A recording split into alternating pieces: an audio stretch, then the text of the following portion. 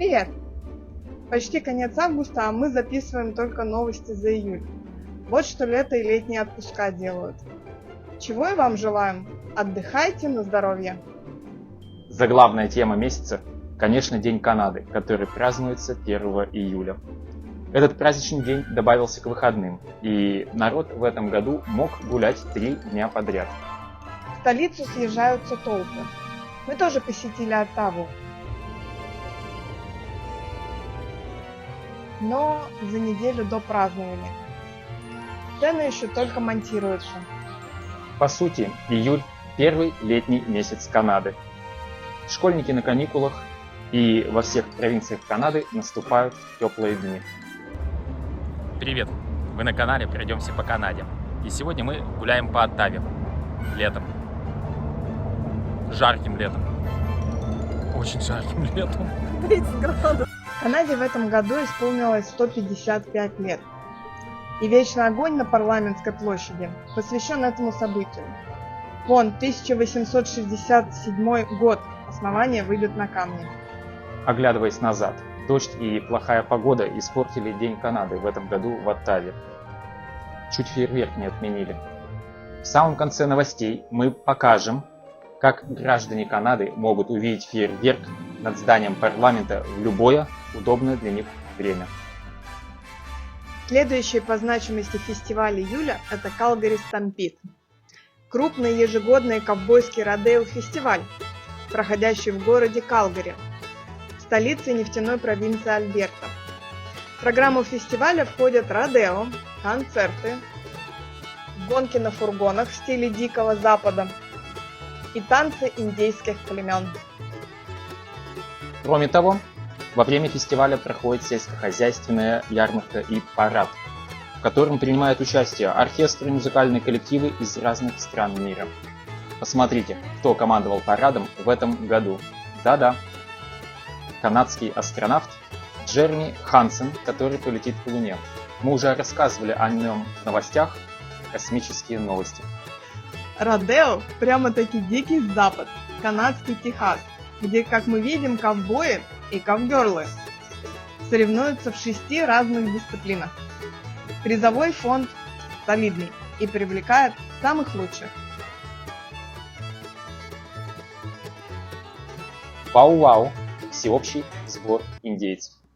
Начинается как духовная церемония, ну а дальше перетекает в фестиваль с танцами, песнями и пиршеством. Важное событие для почитания индейских традиций. Часто духовный обряд проводят только для своих, и снимать его нельзя. Но есть и открытая часть, где приветствуются зрители.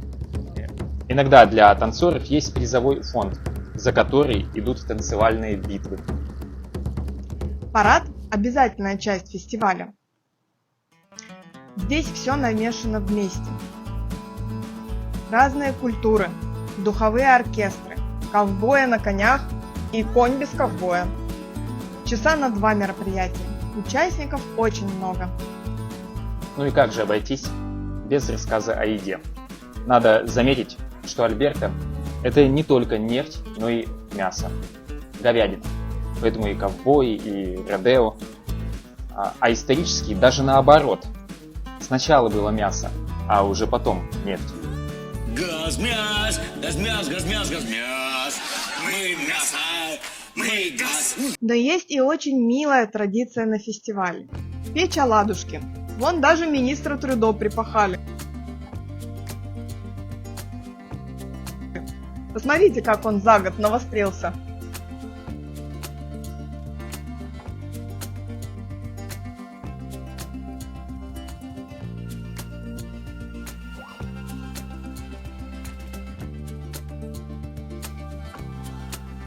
Премьером Джастин уже 8 лет, почти 8 лет. И так же ловко, как и оладушки, он в этом году перевернул кабинет министров.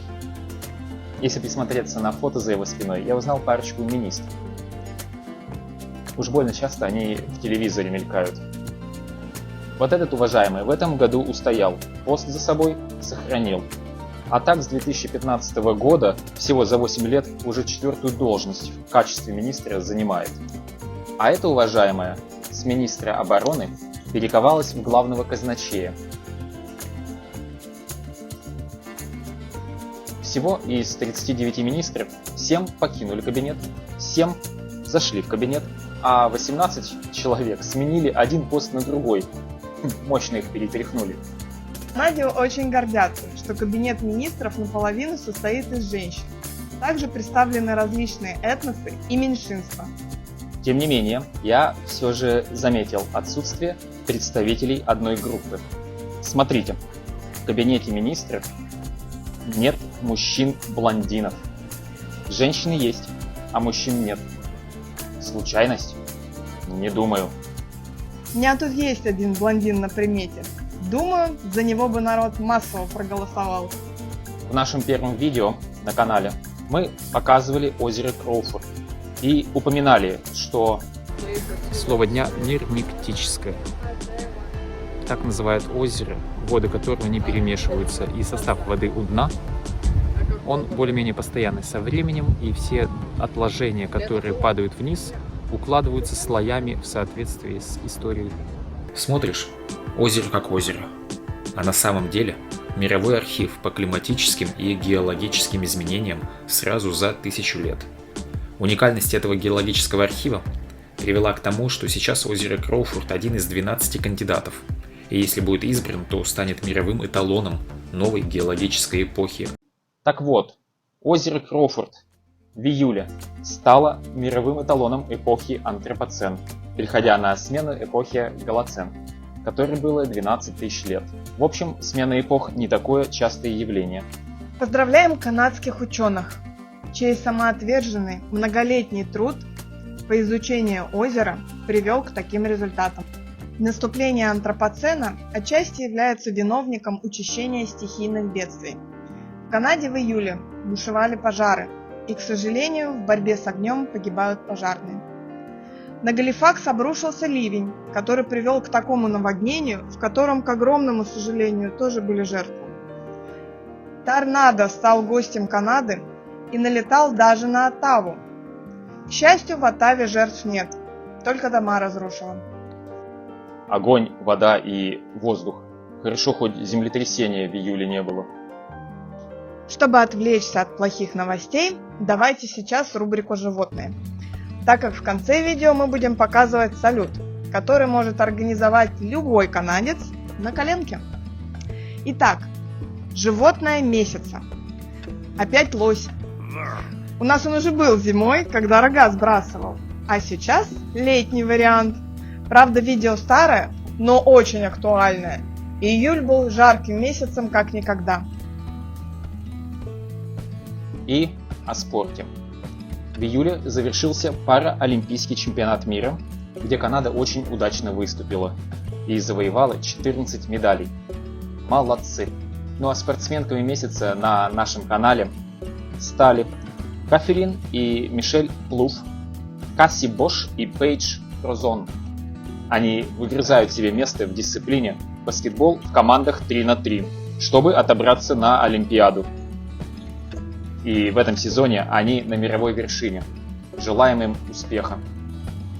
Ну а теперь салют. Нам понадобится канадский паспорт. Открываем его на странице с парламентом, выключаем свет и включаем УФ-лампу. Любуйтесь. Это я звук салюта изображаю. Паспорт звук еще не передает.